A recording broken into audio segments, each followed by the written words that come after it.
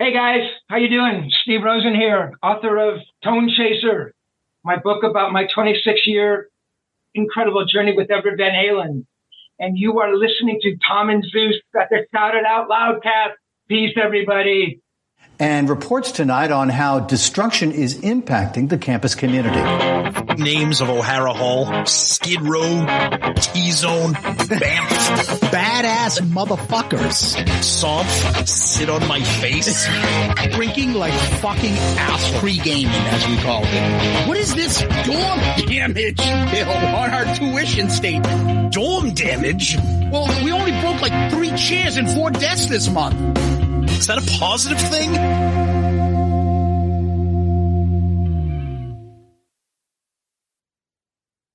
Bam! That's right. We're back with another episode of Dorm Damage, the show where anything and everything is on the table. This is episode 72. And this week, we're going to share some memories of some iconic music personalities that we have grown up with that sadly have passed away recently. Zeus, who are we talking about this week on our show?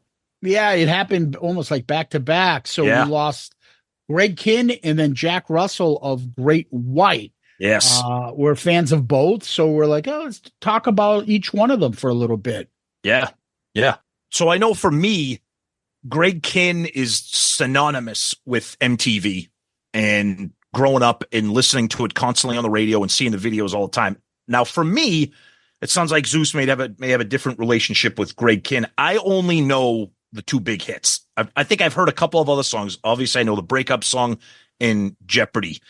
And, of course, the Weird Al Yankovic parody of Jeopardy. And, of course, we're Jerky Boys fan. I love to Jeopardy. Remember that fucking song? Yeah. Big in the 80s. Big in the 80s. Like, but still, when you hear the name Greg Kihn or the Greg Kihn Band, it just evokes for people our age just massive nostalgia of growing up in the MTV, the videos, etc. So I don't know what your relationship is differently. I think you might have maybe more of an extensive catalog of them with your memories. Yeah, well, we're going to start with Greg Kihn. So Greg Kihn, unfortunately passed away. He had Alzheimer's, I believe. Yeah. And unfortunately, he just passed away on August 13th. Yep. I think he was only 75. So, yeah. Yuck. And MTV staple in the early days. Always had like a smile on his face, like a wink in his eye, like a likable person, like you rooted for. And he looks like the Miz from wrestling. It's funny that you say that because he always had that, like, he had like a very like happy face, like a joyful face when he played in his videos and everything. Like, I agree with that. And so I got into it the earlier days. I fell in love with the breakup song in Jeopardy, and I bought his I stole his greatest hits from BMG when we were in college. Jorge Plantes ordered it. I don't know what alias, but I got it in college. And I would throw in some CDs on the 5-disc changer. A couple times I'd throw in him, like Tom Petty or Stevie Nicks, greatest hits, and like rock guys like that. Not hard rock, but like rock guys, and maybe Journey, and maybe Styx greatest hits. So all 5 of those, I would throw those in. And after a while, I noticed that anytime one of his songs came on, I didn't fast forward them. I liked them all. And then I started like looking specifically for them. So we all know the breakup song. Love it. Still love it. Still a great song. Love it. And the video was on early MTV. But the big breakout hit obviously was I Love to Jeopardy. I Love to Jeopardy. And it made it to number 2. I can't believe it didn't go to number 1. But the video was just, with him like the Twilight Zone and seeing different things. That was great. And then the church becomes like this giant snake is trying to get him, and he breaks off a piece of the pew or whatever, and he has it as a guitar. It's just all these crazy things and stuff. And then he runs off with another girl who runs off in a wedding dress. The video is awesome. And again, he's a likable guy, and he's got a good voice, good music. But and it was cool too, because I didn't realize this until like recently, or But that was one of Joe Satriani's like first big things, was playing in the Greg Kihn Band. Yeah. You know what I mean? Yeah, I think he's a little bit. I think he's just a little bit too talented to be. Oh, absolutely. Buddy, of course. slow it down. Of course. We're not doing Eruption in the middle of Happy Man. Yeah. This is Jeopardy. Slow down. But one thing I always loved about Greg Kihn, I always loved his album titles because he always took advantage of his last name. Go through them. Yeah. I know. Yeah, it's like next of kin, rock, kin, roll, continued, conspiracy, contagious, citizen kin. Like I just always, I thought that was awesome. You know, Consolidation, the best of Greg Kihn. I had that. It was That's great. the one you guys should get. So if I want to make a recommendation to you guys, yep, Consolidation, buy that or get that on Spotify, whatever. It has 18 songs. One song better than the next. You'll probably recognize, if you're my age, some of the songs, like I think I remember that from the radio. And if you don't, you'll probably just end up liking these songs regardless. So there's some songs on here besides the breakup song in Jeopardy. You guys on Someday, Lucky, Ooh, I Got Lucky. That you guys might know. And then my favorite on this whole album is Reunited. And they did a great video for that. And you guys, if you see the video, you go, holy shit. I think I remember that video. It's like it's a Wizard of Oz spinoff. So it's him and the girl from the fucking wedding dress. Okay. The Jeopardy video. Yeah. And they go around meeting different members of the King Band that are supposedly the Wizard of Oz characters. And then they land in Oz. And it's fucking stupid. But of course it works. And I'm surprised you never heard Reunited with My Baby. Never. It's fucking awesome. It's a great song. That, Happy Man, Testify, all good songs. Lucky, like I said, get Greg Consolidation, the best of Greg Kihn. It was funny too because on the social medias for I follow some of like the classic MTV VJs. They love them. Like Martha Quinn and Mark Goodman. They were like, spouting the nostalgia themselves and sharing memories about, because he was one of the early guys that kind of really like got MTV into the public consciousness because those videos were constantly played. So if you go on YouTube and you want to click on like Reunited or even Jeopardy, there are different clips of news articles or news interviews asking him because they're like the video format you got to hit. And he talks about like, yeah, I know some of these stuff are really fucking stupid. I don't know how to act, but like, you got to kind of do this stuff now and it sells. And it's like, and they show the scenes of like him filming Reunited and the Wizard of Oz stuff. And it's just, and there's a few clips like that of him. Yeah. And that's how much of an impact his MTV video like Jeopardy did. And I'm sorry, that Weird Al Yet one is awesome. And you made a jerk out of yourself in front of the whole nation. It's so like, good. It's so good. So good. Oh man, that's awesome. Well, let's switch over to another legend that we lost. But before we do that, let's take a quick little break.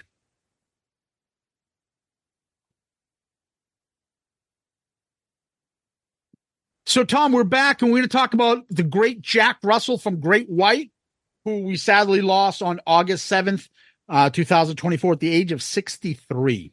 Yeah. Unfortunately for Jack Russell and for Great White fans, the first thing that you're going to see when you hear people, sharing memories, especially people that aren't into this music or weren't fans of Great White, is obviously the horrific station nightclub tragedy, which is, unfortunately for him. And, I'm not saying that you need to feel good, bad, or indifferent about that incident in Great White's involvement, but I think everybody is aware that Jack Russell was never the same after that happened. And how could you be? But putting that aside, if we can, I was a fan of Great White since day one. We did Once Bitten on ARC. Album Review Crew was one of our early episodes. Fantastic. An unbelievable bluesy hard rock band. They obviously got thrown into hair metal, and some of the stuff is hair metal. But I'll tell you right now, Zeus and I are massive Zeppelin fans. The Zeppelin cover albums that Great White has done are fucking phenomenal, and it's not easy to cover Zeppelin. They do it amazing. They have an acoustic one. They have a regular electric, like plugged in one. They're great. Zeus is holding up one of them right now. They're awesome. And I've always been a fan of Great White. They're one of those bands that I just like the sound of the band, and I love his voice. And it was very sad to see him pass, of course, and it was very sad to see people kind of have to rehash that horrible story about the station. All right, Jack Russell. I'm thinking, he's definitely top 10 of the era of singers. Oh, vocally. Oh, yeah, I agree. Especially awesome. if you get real specific and say real, like centered in the hair metal era. Yep. I'm not sure there's not many better. I mean, I don't want to say front man, but I'll say singer, vocalist. Oh my God. I don't know how many people are better than him. His voice is phenomenal. Agreed. Phenomenal. Yep. He was probably the first concert I've ever been to. I remember seeing them with Whitesnake, opening up for Whitesnake. They had just come out. I didn't really know much about them. They had Rock Me and stuff, but I remember getting into the stadium late, and I remember them playing Face the Day.